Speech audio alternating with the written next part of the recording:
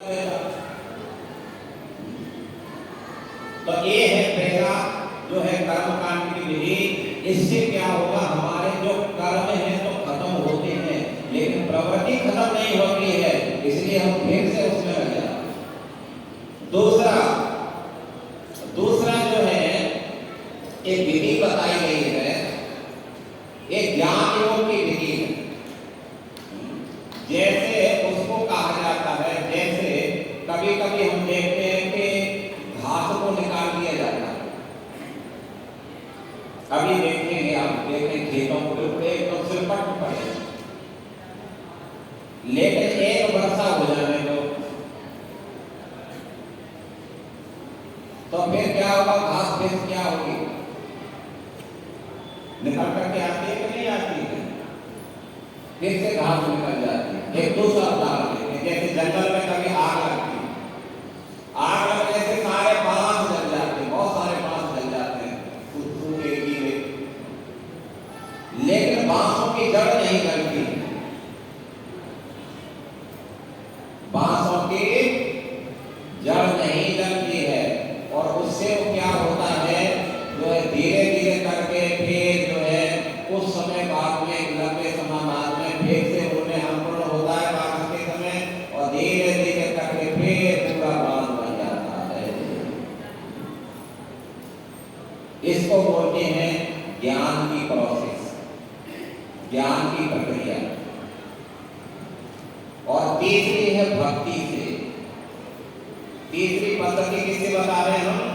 भक्ति से क्या होता है, भक्ति से होता है कि आपके कर्म को भी खत्म करेगा, और कर्म करने की जो प्रवृत्ति है जो हृदय में जमी हुई है जड़ के रूप में, उस जड़ के साथ में उसको फाड़ लेगा। इससे क्या होगा, हमेशा हमेशा के लिए आपकी जो प्रवृत्ति है वो खत्म हो जाएगी। फिर आप जो है कोई भी गलत कार्य करने से 10 बार सोचोगे और बिल्कुल गलत काम नहीं करोगे। एक बात समझ में आ गई? तो समझ में आ गई तो बोलो हरे कृष्णा। हरे कृष्णा। ठीक है, तो अभी हमें कौन सी विधि को अपनाना चाहिए? भक्ति की जो तीसरी विधि हमने बताई, ये सबसे पावरफुल विधि है। तो इसमें जो है इस लोक में बात बताई जा रही है कि हम लोग बार बार इस संसार में आ रहे हैं। क्यों आ रहे हैं?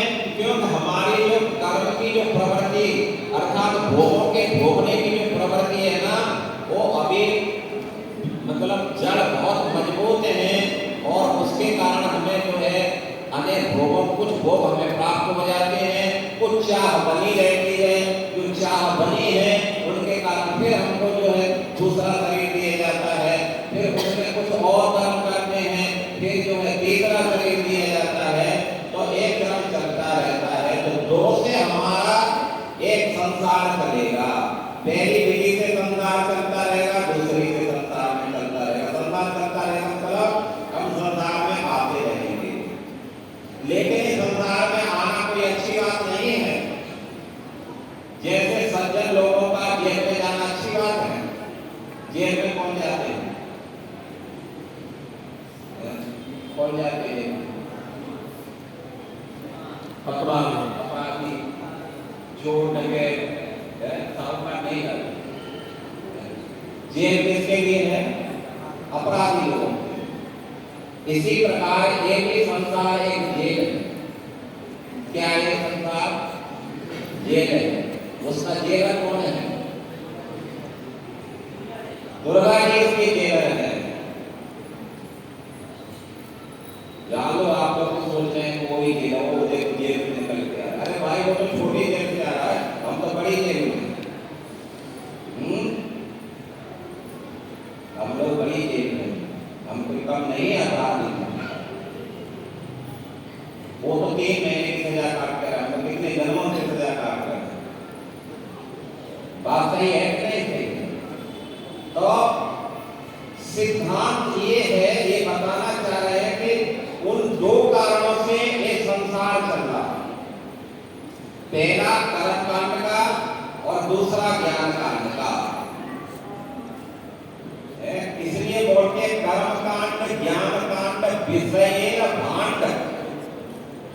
ऊपर से देखने में बहुत अच्छे लगते हैं, लेकिन इससे ज्यादा बेनिफिट मिलने वाला नहीं, कल्याण होने वाला नहीं। बोलो हरे कृष्णा। हरे कृष्णा। तो करना क्या है हमें? तो तीसरी विधि को अपनाना है, वो है भक्ति मार्ग। ये क्या करेगा? कर्माणि निर्गति किंतु भक्ति भाजा। कर्माणि निर्गति, आपके कर्मों को भी खत्म करेगा और कर्म करने की जो प्रवृत्ति है, गलत कर्म करने की जो प्रवृत्ति है, उसको भी खत्म करेगा। जैसे सूर्य निकलता है, तो सूर्य निकलने से फिर क्या होता है? अंधकार सब खत्म होता है कि नहीं होता?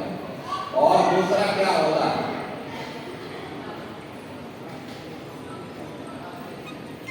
दूसरा, हर वस्तु प्रकाशित हो जाती है। अंधकार तो खत्म होता ही है, लेकिन साथ साथ में जो वस्तु अभी हमें धुंधली दिखाई दे रही है, वो वस्तु भी क्या हो जाती है? सब प्रकाशित हो जाती है, दिखाई देने लग जाती है। होता है कि नहीं होता अंधकार खत्म? तो इसलिए भक्ति मार्ग जो है एक श्रेष्ठ मार्ग कहा जाता है। अब भक्ति मार्ग है क्या? प्रश्न कहे भाई, आपने कहा भक्ति मार्ग, तो भक्ति मार्ग है क्या? हम लोग कोई बता सकते हैं? तो भक्ति मार्ग है, ध्यान से सुन लो। भक्ति बोलते वैसे भज धातु से भक्ति बनी। भज का मतलब होता है सेवा करना। क्या करना? हाँ, भज का मतलब होता है सेवा करना। तो सेवा क्या करना है? तो जैसे सत्संग सुनने में भी एक सेवा हो रही।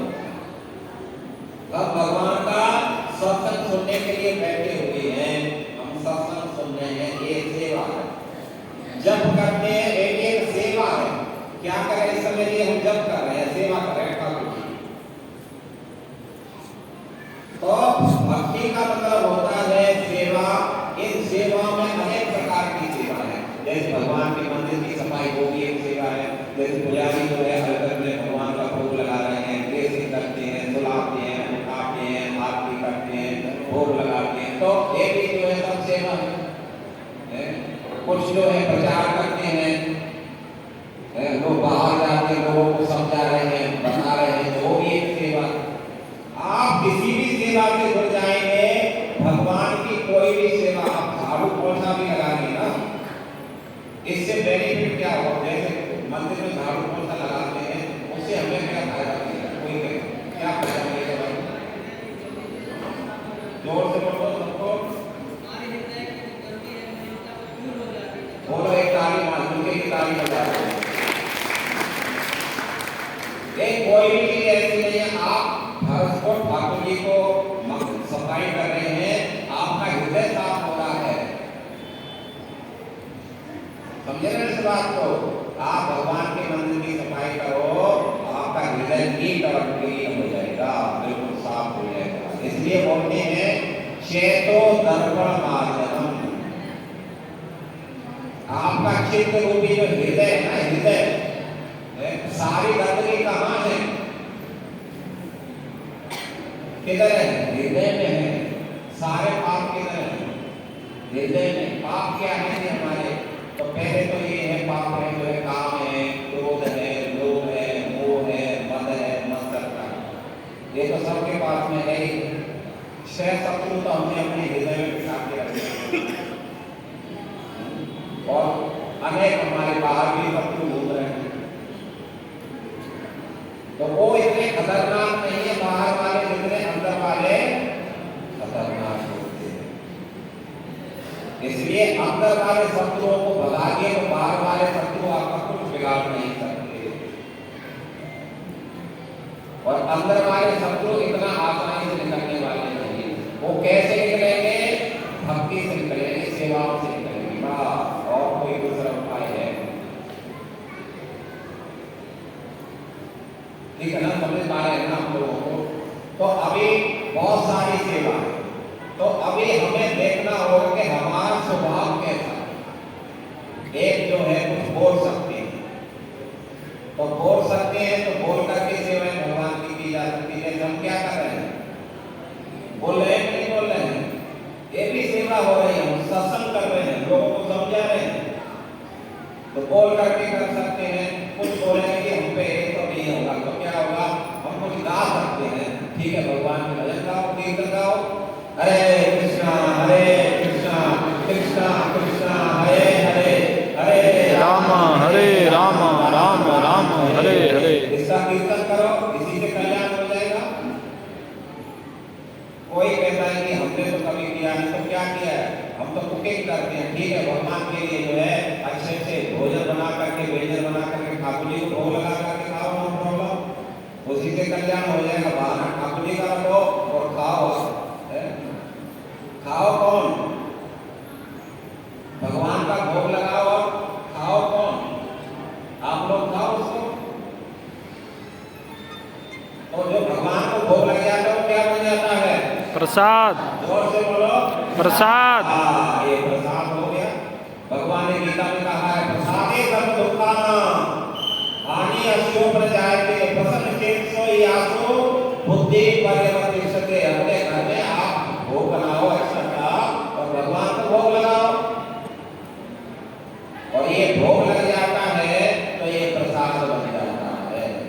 और गीता बोलते हैं कि प्रसादे सर्व दुखानां, जो मेरा प्रसाद खाएगा उसके सारे दुख धीरे धीरे करके खत्म हो जाएंगे। हानि अश्योपन जाएंगे, धीरे धीरे उसका अमंगल सब चला जाएगा। प्रसन्न चेतसो ही आसु, उसका चित्त जो है प्रसन्न रहेगा। और बुद्धि पर्यवतिष्ठते, यदि आप प्रसाद खाएंगे तो आपकी बुद्धि भी सही ढंग से काम करेगी। देखो ये साइंटिफिक रीजन है साहब, भगवान ने इसलिए कहा ज्ञान से और सभी ज्ञान, ये ज्ञान भी है और विज्ञान भी है, साइंस है। तो भगवान का जो कोई कहे भाई हम कुकिंग कर सकते तो अपने घर में ठाकुर जी रखो, मूर्ति रखो, उसी को भोग लगाओ और भोग लगाओ, और जो भी आइटम बनाए उसमें मिक्स करोगे। मिक्स करने से क्या हो जाएगा, सब आपका भंडारा प्रसाद में बदल जाएगा। इसको खाएंगे, ये भी बुद्धि को शुद्ध कर देगा, हृदय को शुद्ध कर देगा। और क्या कर सकते हैं हम, पुस्तक वितरण करो, भगवत गीता है, प्रभुपाद जी ने लाखों पुस्तक दे दे करके, क्योंकि सबको तो प्रचार नहीं कर सकते, आप पुस्तक दे दो तो बस जिसने पुस्तक ले ली और थोड़ा भी उसने पढ़ लिया, 100% गारंटी है वो भक्त बन जाएगा। तो आप कुछ पुस्तक ये करके अभी दिसंबर आ रहा है, गीता जयंती आ रही है 1 महीने बाद, और उस समय जो है कंपटीशन होता है, सब पूरे संसार के लगभग हमारे 800-900 मंदिर हैं, पूरे संसार सब में पुस्तकें प्रभुपाद जी की, गीता है, भागवत है, उपदेशामृत है, ईशोपनिषद है, कृष्ण होते हैं, कितनी सारी होते हैं, छोटी मोटी कितनी होती है, आप उनको प्रचार करो, किसी को तो आप।